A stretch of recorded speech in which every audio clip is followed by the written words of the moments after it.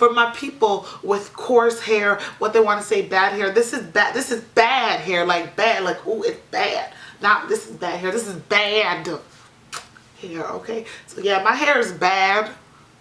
Okay, I should probably look right in the lens so y'all know that I'm looking at you. I'm feeling you. I'm not looking at myself. I'm looking at you. I'm feeling, yes, I'm here with you. Hello, my beautiful individuals. Thank you so much for tuning in to the second video on my YouTube channel. Need some koi? We're going to start with some Floetry Fitness hair journey. Okay, I'm talking about hair because it's something to be proud of. I never grew up feeling proud of my hair, and that was a big challenge for me, just trying to fit in different places. And I just learned about what 4C is. I'm like, huh, what? When they started throwing letters around, I'm like, oh my gosh, like there's so much that I don't know that I need to know. How am I going to find out? And how can I feel encouraged to find out? Because I always had like a love-hate relationship with my hair. So hearing about more things to identify my hair that wasn't necessarily like, oh my god, yes, I can't wait to try this. It was like, god damn it. Now I know all these things that I've been doing, trying perm, hot comb, slinger braids. Now I know all that stuff really is damaging. The thing about black hair too, what y'all need to understand is it's not something that most styles, when you get them done, you can't just undo it. You know what I'm saying? So it's like, after I take the 6 to 8 hours to do my slinger braids, even if I don't like them, I still have to live with them. Do you know what I'm saying? So I know I'm someone that whenever I would get my hair done at first, I would honestly hate it because I'd just be like, who am I?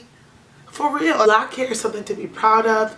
Back in the days, it was like you would be able to be notified like what tribe you're from based on how your hair was back when we were in the motherland of Africa before we were interrupted. But that's a story for another day. I really want to show you guys about my hair journey, but I didn't just want to tell you about it. I wanted to show you. Take a look. So it all started like a lot of 4C black young girls' hair starts with bubbles, clips. I had slinger braids from a very young age. Then there was that one time where my mom put jerry curls in my hair in grade 5. Don't be fooled by the shadow. That is not my hair falling down the back. The photographer and God just had me at a good angle that day. After all the single braids, I finally graduated to a full head weave. For my prom, I really wanted to get a nice full head weave. Long story short, half of my head actually burned from the perm. So under my hair for my prom picture, there's a smile on my face, but in my heart I was crying. And I wish I had some pictures to show you guys about how terrible that experience was, because it really just like shattered my hair dreams. Like, wow, I feel like I'm black, my hair barely grows anyways, and like I'm gonna be losing hair like at 18. Like, this is absolutely crazy. So it was an extremely depressing time for me. After the prom, I was like, you know what? I'm gonna learn to appreciate my natural hair, because I've really I'm determined to learn to love my natural hair. That's when I decided that I was gonna lock.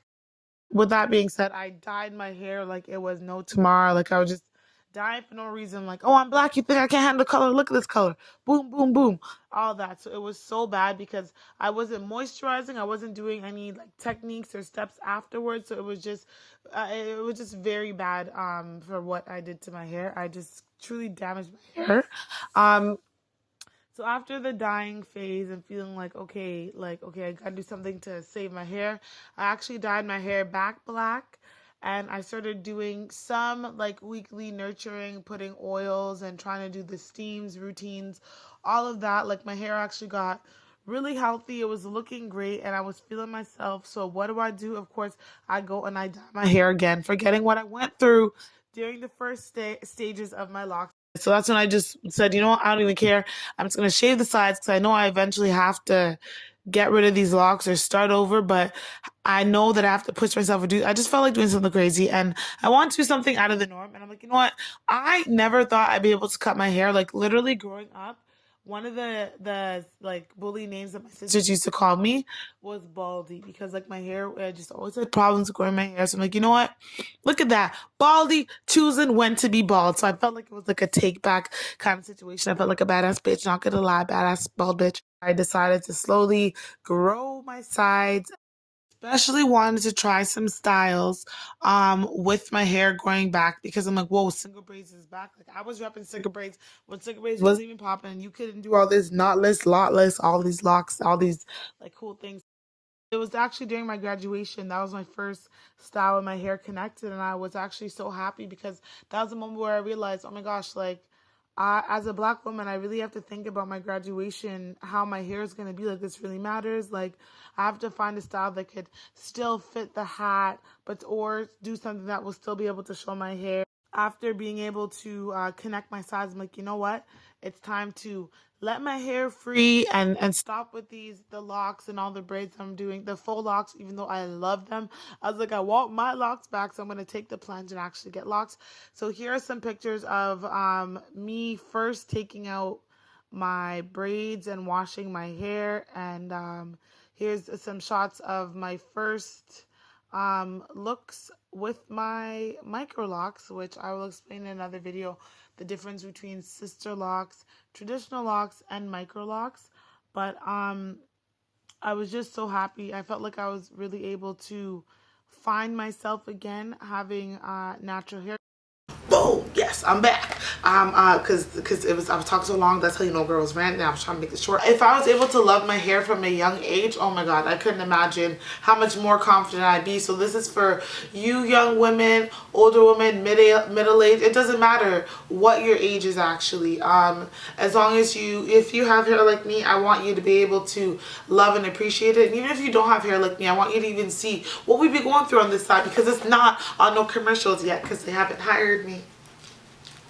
I've heard something where they were trying to say like white people wearing braids versus black people wearing wigs and weaves, saying that, oh, you know, well, it's like the same thing. It's not, because it's missing a little hint of what would we say? Oppression. It's missing years and histories of oppression, but we will get into that. I want you to embrace the alternatives to the pressures of black hair, even if that doesn't fully make sense, but I want you to read in between what I was saying and just feel what I'm feeling. And hopefully this will encourage you to embrace your own natural hair, try something new, do something crazy, because at the end of the day, it's just hair. So there's going to be a poetry video that's coming out in 2 weeks. Until then, hold the vibe and subscribe.